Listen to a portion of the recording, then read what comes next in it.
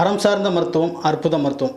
Psoriasis வகைகள் அப்படின்னு பார்த்தோம்னா இதை நார்மலாக வந்து பார்த்திங்கன்னா 5 வகையாக பிரிக்கிறாங்க.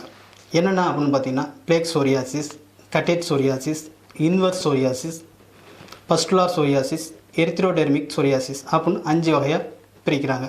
இது இல்லாமல் வந்து பார்த்திங்கன்னா அது ஏற்படுற இடத்த பொறுத்தும் அதை வகையாக பிரிக்கிறாங்க. ஸ்கேல்ப் சோரியாசிஸ், நெயில் சோரியாசிஸ், கையிலையும் கால்லையும் ஏற்பட்ட பால்மா planter psoriasis.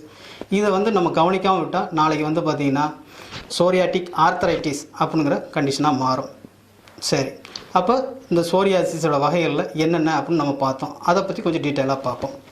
Plague psoriasis. Plague சோரியாசிஸ்ங்கிறது வந்து பார்த்திங்கன்னா நார்மலாக உடம்புல வந்து சின்ன புள்ளி ஆரம்பித்து அது பெரிய லெவலில் தோல் உரிதல் ஏற்படும். அவங்களுக்கு வந்து பார்த்திங்கன்னா வெள்ளையாக தோல் உறிஞ்சி கொட்ட ஆரம்பிக்கும்.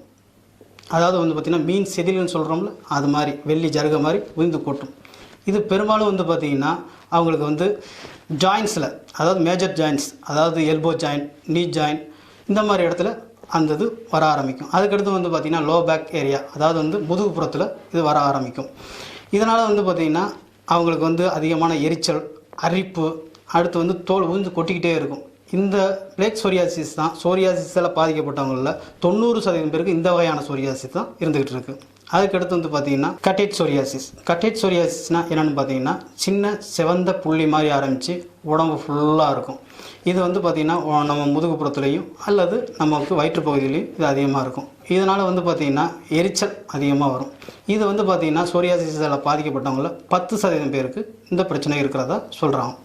அதுக்கடுத்து வந்து பார்த்திங்கன்னா இன்வர்ஸ் சோரியாசிஸ். இன்வர்ஸ் சோரியாசிஸ்னால் அப்படின்னு என்னென்னு பார்த்தீங்கன்னா தசை மடிப்புகளில் வர்ற சோரியாசிஸ் தான். மெயினாக வந்து பார்த்திங்கன்னா அக்குள்கள், மார்பகங்கள் அடிப்பகுதி, தொடையோட இடுக்கு, இந்த மாதிரி இடத்துல சிவந்து நமக்கு நல்லா ஷைனிங்காக இருக்கும். அதில் அரிப்பு தாங்க முடியாத அளவுக்கு அரிப்பு இருக்கும். இதை தான் வந்து இன்வர்ஸ் சோரியாசிஸ் அப்படின்னு சொல்கிறோம். அதுக்கடுத்து வந்து பார்த்திங்கன்னா பஸ்டுலார் சோரியாசிஸ். பஸ்டுலார் சோரியாசிஸ் அப்படின்னு என்னென்னு பார்த்தீங்கன்னா நம்ம சின்ன சின்ன கொப்பளங்களாக உடம்பு ஃபுல்லாக வர ஆரம்பிக்கும். இதில் பஸ் ஃபார்ம் ஆகி அது வந்து அதிகமாக இன்ஃபெக்ஷன் ஆகி உடம்பு ஃபுல்லாக பரவும். இந்த மாதிரி பிரச்சனை இருக்கவங்களுக்கு பார்த்திங்கன்னா ஃபீவர், காய்ச்சல் இருக்கும், ரொம்ப எரிச்சல் இருக்கும். அதுக்கடுத்து வந்து பார்த்திங்கன்னா இன்ஃபெக்ஷன் அதிகமாகி உடம்பு ஃபுல்லாக அப்படியே சீல் கோர்த்து வடிய ஆரம்பிக்கும்.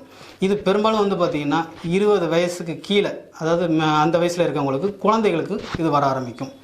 அதுக்கடுத்து வந்து பார்த்திங்கன்னா எரித்ரோடெர்மிக் சோரியாசிஸ் அப்படின்னா என்ன அப்படின்னு பார்த்தீங்கன்னா இது வந்து தீ புண் பட்டா எப்படி இருக்கும் அந்த மாதிரி சிவியராக இருக்கும். இது வந்து நமக்கு கட்டாயம் வந்து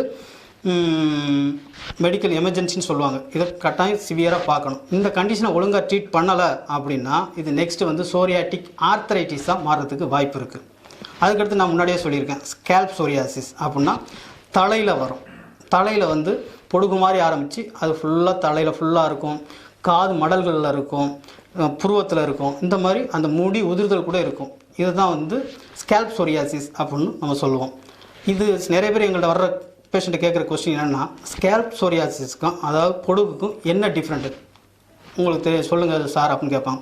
இதை நம்ம ஈஸியாக வந்து டிஃப்ரெண்ட் பண்ணலாம். எப்படின்னு பார்த்தீங்கன்னா சோரியாசிஸ்ங்கிறது வந்து நம்ம இந்த எண்ட் ஆஃப் த ஹேர்லைன் இதை தாண்டி வர ஆரம்பிக்கும். பொடுகுனுங்கிறது வந்து அதுக்கு உள்ளே தான் இருக்கும். ரெண்டாவது வந்து தலையோட அந்த ஸ்கேல்பில் இருக்காது, அந்த ஸ்கேல்ப்பு ப்ளஸ்ஸு அந்த முடியில் ஒட்டிக்கிட்டு இருக்கும். இது வந்து பார்த்திங்கன்னா இது நமக்கு வந்து சீப்பு சீவும் போது எரிச்சல், அரிப்பு இதெல்லாம் ரொம்ப அதிகமாக இருக்கும். அது வந்து இந்த இடம் வந்து படுற இடம், அந்த நமக்கு பொடி பொடியாக கொட்டுற இடம் ஃபுல்லாகவே வந்து அரிப்பு இருக்கும். இதை வச்சு நம்ம ஈஸியாக டிஃப்ரெண்ட் பண்ணிக்கலாம். அதுக்கடுத்து வந்து பார்த்திங்கன்னா பால்மா பிளான்டர் சோரியாசிஸ் அப்படின்னு சொல்லுவோம். பால்மா பிளான்டர் சோரியாசிஸ் அப்படின்னா கையிலையும் காலில் மட்டும் வரும். சில பேருக்கு வந்து பார்த்திங்கன்னா கருப்பு கலரில் ஃபுல்லாகவே மாறும், வெட்டுக்காயங்கள் மாதிரி வர ஆரம்பிக்கும், அதுலேருந்து ரத்தங்கள் கூட வரும். இது கையிலையும் கால்லையும் கூட வரும். அதுக்கடுத்து பார்த்திங்கன்னா நெயில் சோரியாசிஸ். நெயில் சோரியாசிஸ் அப்படின்னா நம்ம நெகத்தை வந்து சொத்தையாக இருக்க மாதிரி இருக்கும். அடுத்து வந்து ஊசியை வச்சு குத்துனா எப்படி இருக்கும், பள்ளம் பள்ளமாக இருக்கும். இதனால் வந்து பார்த்திங்கன்னா அவங்க சாதாரண ஒரு கூலிங்கான தண்ணியில் கை வச்சாலும் அப்படியே எரிச்சல் இல்லை வலி, இந்த அரிப்பு, இந்த மாதிரி ஏதாச்சும் ஒரு சிம்டம்ஸ் அவங்களுக்கு இருந்துகிட்டு இருக்கும். இந்த மாதிரி நம்ம வந்து சோரியாசிஸோட வகைகளை பிரிக்கலாம். சோரியாசிஸ் நோயால் ஏற்பட்ட தழும்புகள் எமது சிகிச்சையினால் முற்றிலும் மறைந்து விடுகிறது. எமது சிகிச்சையில் காயக்கல்ப முறையை பயன்படுத்துவதால் சோரியாசிஸ் நோயிலிருந்து பக்க விளைவுகள் இல்லாமல் முற்றிலும் குணமடைந்து விடுகிறது. பல மருத்துவரை பார்த்தும் பயனில்லையா? கவலை வேண்டாம். எமது மருத்துவரை சந்தியுங்கள். சோரியாசிஸ் நோயிலிருந்து முற்றிலும் விடுபடுங்கள். 12 வருட ஆராய்ச்சியின் பலனாக சொரியாசிஸ் பிரச்சனைக்கு புதிய சிகிச்சை முறையில் முழுமையான தீர்வு.